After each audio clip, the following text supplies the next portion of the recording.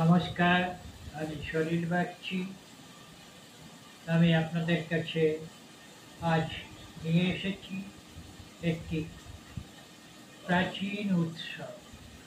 সেই প্রাচীন উৎসবের কথা আজ আমি আপনাদের শোনাব।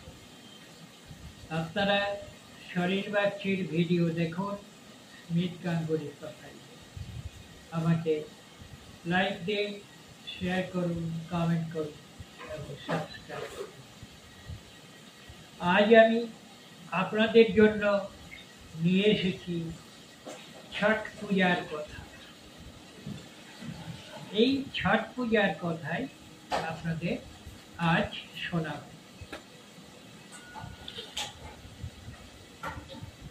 আজ কার্তিক মাসের শুক্লপক্ষের ষষ্ঠী তিথি। এই ষষ্ঠী তিথিতে পালন করা হয় ছট পূজা। এটি একটি প্রাচীনকাল থেকে প্রচলিত পূর্ব ভারতবর্ষে হিন্দুদের পূজা। বিশেষ করে বিহার, ঝাড়খণ্ড, পূর্ব উত্তরপ্রদেশ এবং পশ্চিমবঙ্গের মধ্যে এই পূজা হয়ে থাকে।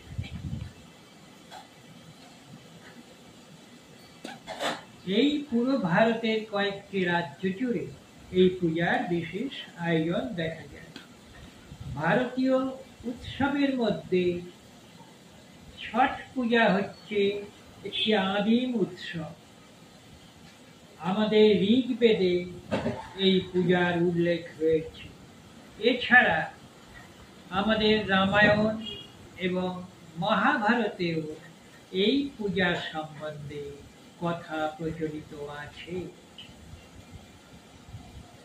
রামায়ণে কথিত আছে, সীতা যখন বনবাস থেকে বাড়ি ফিরে এলেন, তখন তিনি প্রায়শ্চিত্ত করেন এবং আশীর্বাদ লাভের জন্য সূর্য দেবতার পূজা করেন এই ছট পূজার মাধ্যমে।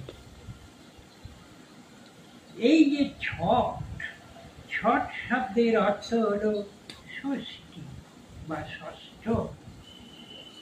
তাই দীপাবলির 6 দিন পরে এ পূজা হয়ে থাকে।